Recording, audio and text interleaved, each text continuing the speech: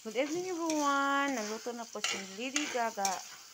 Gisanting pasaway sa akong gamay nga dessert.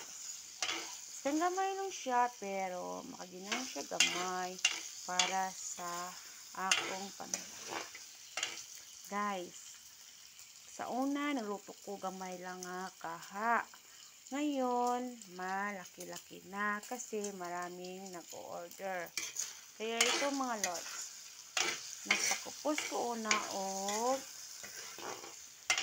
baboy. Ito ang gagawin mo muna bago mo. Mamaya, akin muna papula-pulahin ang mga karne. Bago ko minuda ng mga lamas para sa mga suki ko.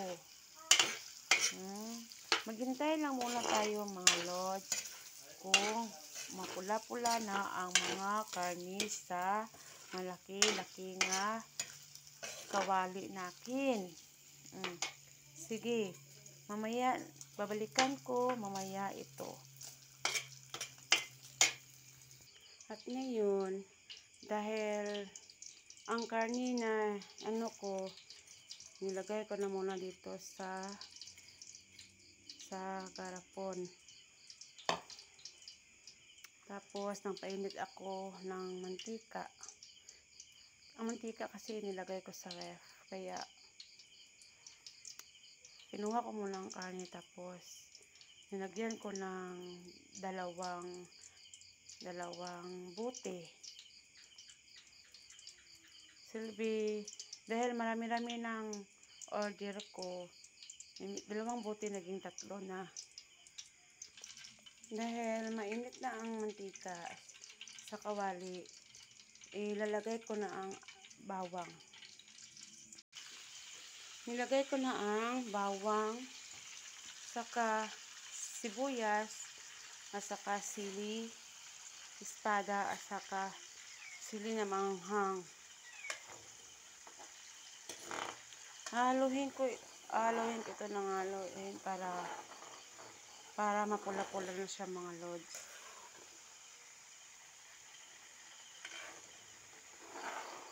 Dati ang luto ko lang ay 10. Ngayon, iwan ko kung ano na ang kalakihan ng aking pagluto. Kasi dahil marami akong order, kaya nilakihan ko na ang kawali ko mga lods. At ako ay nagpapasalamat sa Diyos at sa mga suki ko, sa mga friends ko, sa pagtitiwala nila sa akin at sa paulit-ulit na nagbibili. Hindi ko po ito marating kung wala akong mga kaibigan na sumusuporta sa akin at lalong-lalo na sa Diyos na nagmamahal sa akin. Okay. Ito ngayon mga lods. Hintayin muna natin ang pagpula-pula bago natin ilolunod ang bagoong ni Lady Gaga.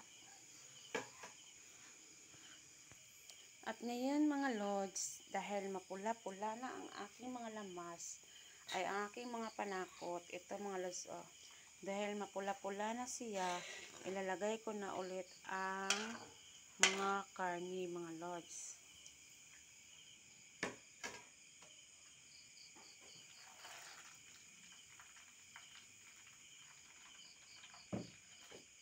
Pagkatapos, dahil nilagay ko na ang mga karne, ilalagay ko na din ang bagoong ni Lady Gaga. Ayan mga lods. Dahil nilagay ko na ang bagoong, ilalagay ko na rin ang sugar para magiging sweet and spicy. Ayan na mga lods. Dahil nilagay ko na ang sugar sa bagoong, dapat haluin mo lang ng haluin. Tapos, para magiging masarap siya, dapat pantay ang paghalo mo sa iyong niluluto. At saka, haluhan mo rin ng sa mga nagbibili sa iyo, sa mga bumibili sa iyo, dapat haluhan mo ng pagmamahal sa kanila para ang iyong niluto ay magiging masarap. O, diba mga lods?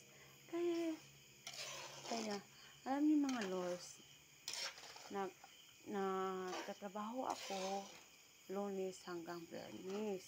Tapos, ngayon, dahil may mga order ako, kagaling ko sa trabaho, ito na ang ginagawa ko.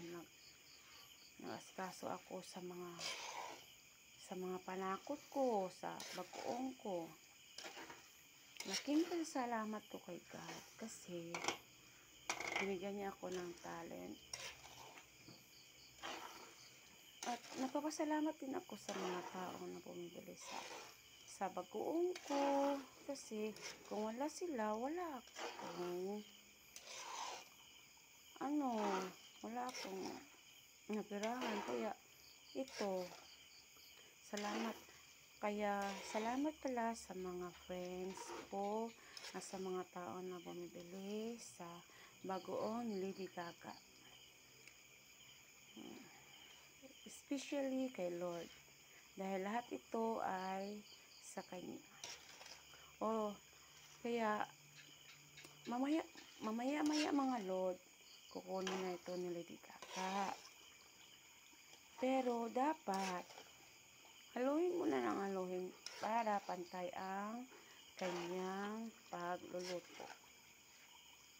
Ang pagluto nito. Wag muna natin kayin para maging pantay siya. Para maging masarap. Di ba mga lods? Ganito dapat magluto. Dapat haluin mo ng pagmamahal sa mga bumibili sa iyo, sa mga binibentahan mo, para maging masarapan sila. Ayan na mga Lord, dahil luto na ang bagoong Lady Gaga, pinatay ko na ang silin. Kaya ako'y nagpapaalam sa inyo kasi luto na. Mamaya ipapakita ko naman sa inyo kung paano ko ang bagoong. Palamigin ko muna ito bago ko ilalagay sa lalagyan. Mga Lord, thank you for watching sa aking bagoong Lady Gaga. Nagkasyenteng pasaway, pero may maon kanunay. Thank you mga Lords. Bye-bye!